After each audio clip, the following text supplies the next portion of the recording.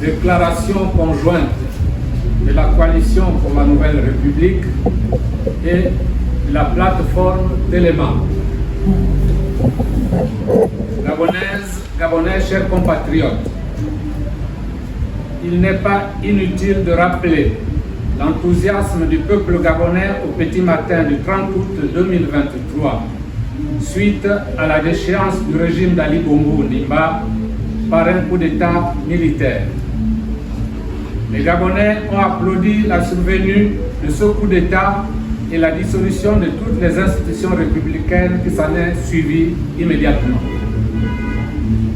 À l'annonce du redressement des institutions et du rétablissement de sa dignité par le CTRI, ivre de joie et de bonheur, le peuple a exulté. La coalition pour la nouvelle République et la plateforme Téléma, proches du peuple, ont également salué cet événement.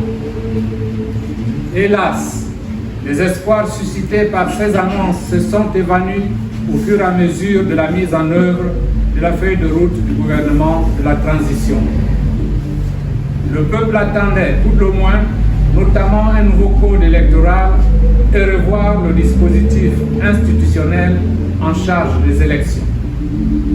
Au surplus, si tant était que la Constitution du 26 mars 1991 posait problème, les Gabonais attendaient alors la mise en place d'une assemblée constituante chargée de la réviser ou de la réécrire. Pendant cette période transitoire, le président de la transition devait légiférer par voie d'ordonnance et ce, jusqu'à la mise en place d'une Assemblée nationale issue d'élections libres, transparentes, justes et équitables. Une Assemblée alors légitime qui devait ratifier toutes les ordonnances. Malheureusement, force est de constater que la reconstitution de l'Assemblée nationale, du Sénat, de la Cour constitutionnelle, du Conseil économique, social et environnemental, tous composés et dirigés par une très forte majorité des fossoyeurs de la République, anciens ou plus récents, ceux-là même qui ont détruit les fondements politiques, économiques et sociaux de notre beau pays. Toutes ces institutions ont été rétablies sans être restaurées.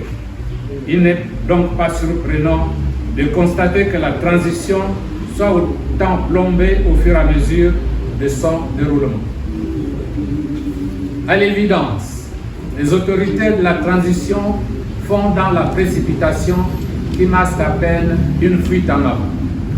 Gabonaises, Gabonais, chers compatriotes, il n'aurait échappé à personne de noter que toutes les étapes déroulées jusqu'à ce jour obéissent à une logique d'empressement, d'improvisation et d'inorganisation qui indique que l'objectif premier des militaires est la conservation du pouvoir et non la restauration des institutions. On en veut pour preuve, premièrement, la convocation du dialogue national dit inclusif, majoritairement composé de copains et de coquins, où les représentants des partis politiques ont été désignés d'autorité par le CTRI, excluant la liberté pour ceux-ci de mettre à disposition les compétences qu'ils jugeraient nécessaires à l'exercice. Ce dialogue qui, plus que l'œuvre à la restauration des institutions, va statuer sur les politiques sectorielles relevant les compétences d'un gouvernement. Deuxièmement, la mise en place très discutable dans sa composition et sa mission réelle d'un comité national constitutionnel chargé de rédiger la nouvelle constitution. La mouture qui en est sortie semble être rédigée ailleurs dans un style littéraire, a subi plus de 800 amendements du Parlement de la transition, dont les plus fondamentaux n'ont pas du tout été pris en compte. Le texte, adopté par voie référendaire, malgré le 71% d'abstention, a été promulgué avec toutes ses insuffisances structurelles de forme et de fond.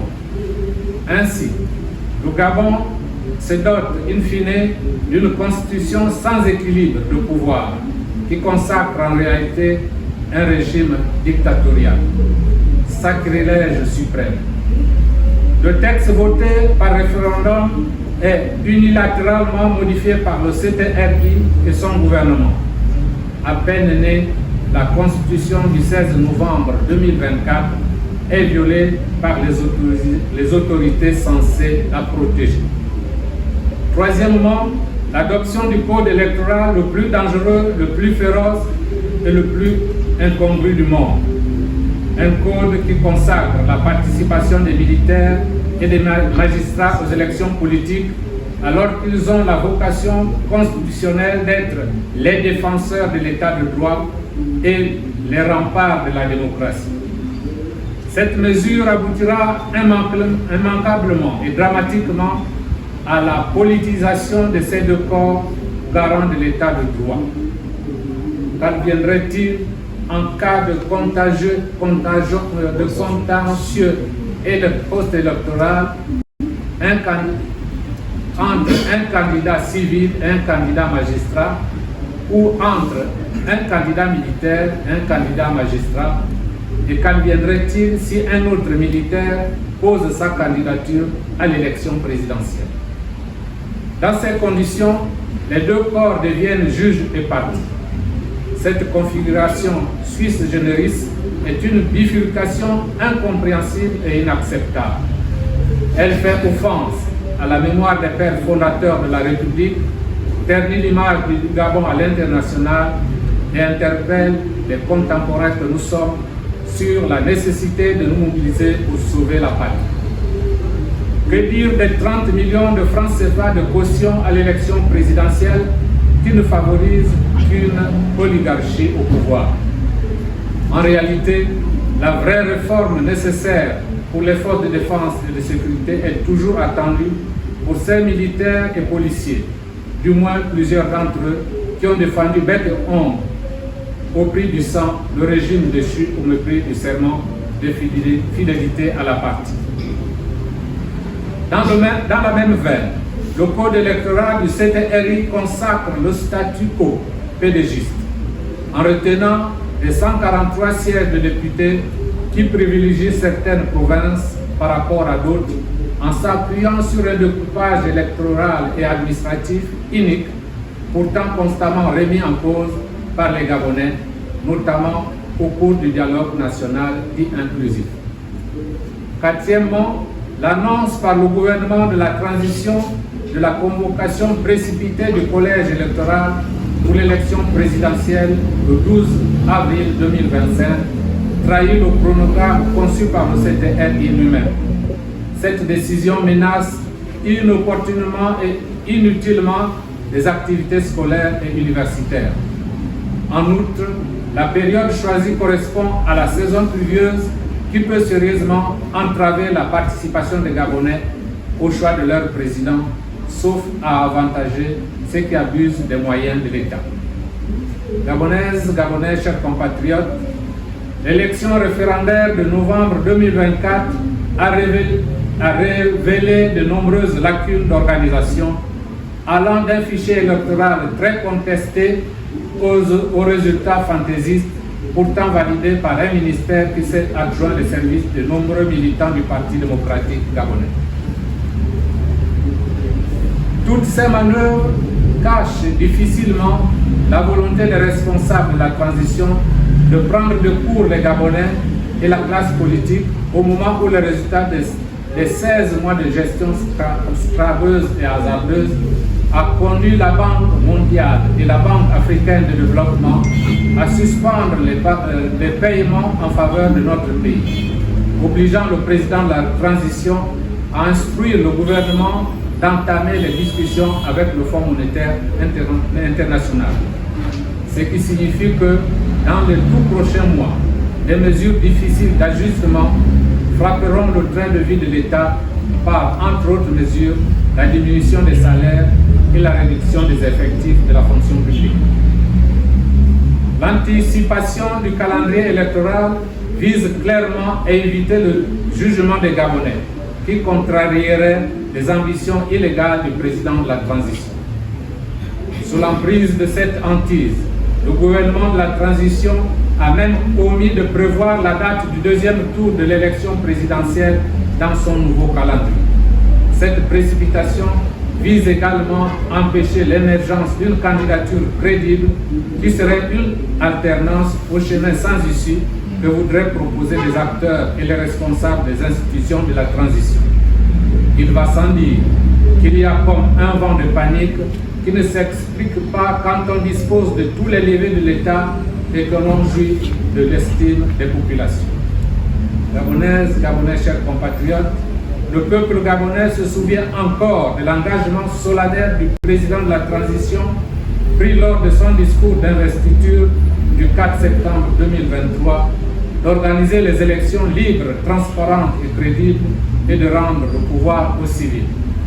En outre, la première mouture de la charte de la transition interdit les membres du gouvernement et les responsables des institutions de se porter candidats à l'élection présidentielle. Le président de la transition, ayant été ministre de l'Intérieur et ministre de la Défense, les dispositions de la charte interdisent la candidature des membres du gouvernement à l'élection présidentielle, lui sont également applicables. De plus, les dispositions de la Convention de Vienne sur les traités, combinées à celles de la Charte africaine de la démocratie, des élections et de la gouvernance, font interdiction aux auteurs de coups d'État de concourir aux élections présidentielles post-coup d'État. Rentrer en contradiction avec sa parole d'honneur d'officier supérieur et avec les dispositions juridiques sus-évoquées dénoterait une obsession à conserver le pouvoir, à empêcher toute alternance politique au Gabon et légitimerait tous les doutes qui pèsent et qui persistent sur les intentions réelles du coup d'État militaire. Les manipulations visant à l'appel à la candidature du président de la transition pour l'élection présidentielle à venir, moyennant une débauche d'argent qui mérite enquête, est purement un appel à la violation du droit et de l'éthique. Une forfaiture que le droit et la raison ne peuvent légitimer ni laisser prospérer. En toute sincérité, notre pays n'a pas vécu plus de 56 ans les atrocités du temps d'Omar Bongo, de celles du temps d'Ali Bongo, pour rééditer avec le général Brice Clotaire Oligui-Nguema qui nous annonce déjà la couleur de ce que serait le prochain pouvoir sous son magistère en étant président de deux associations tribales, Osiman du côté de son père au Olentel et Tsumou du côté de sa mère au Haut-Ogooué. Ceci est impensable et inacceptable pour un président de la République censé être président de tous les Gabonais. Pour toutes ces raisons, la coalition pour la Nouvelle République et la plateforme Téléma rejettent fermement la date précipitée du 12 avril 2025 et la candidature des militaires et des magistrats. La coalition pour la Nouvelle République et la plateforme Téléma invitent les sages de la République, les responsables religieux, les responsables des institutions de la transition, ainsi que ceux des institutions internationales, à faire entendre raison au président de la transition afin de respecter le chronogramme communiqué au peuple gabonais fixant l'élection présidentielle au mois d'août 2025 et d'en assurer la crédibilité et de ne pas se porter candidat à l'élection présidentielle de 2025. En effet, le peuple gabonais ne peut plus, après avoir subi la crise post-électorale de 2016, qui a emporté la vie de beaucoup de nos compatriotes, et après avoir salué le coup d'État militaire du 30 août 2023, qualifié par l'armée de coup de libération qui aurait évité au pays le bain de sang, se mettre à nouveau l'incarcération. Le président de la transition doit conduire le cours de libération jusqu'à la libération totale de cette liberté sans entraver la liberté de la liberté. Notre pays a besoin de paix, de tranquillité et d'unité nationale. C'est pourquoi, tout en évoquant l'autorité de la parole donnée du président de la transition pendant son investiture, de la Charte de la transition et celle des conventions internationales, la Coalition pour la Nouvelle République et la plateforme Téléma en appellent à l'esprit même de la transition, à la concorde qui est notre hymne national, afin de ne pas mettre en péril notre démocratie et la stabilité de notre pays. La Coalition pour la Nouvelle République et la plateforme Téléma en appellent également à la grandeur des militaires, au sens élevé de leur patriotisme et de leur devoir de protéger la patrie. Je vous remercie.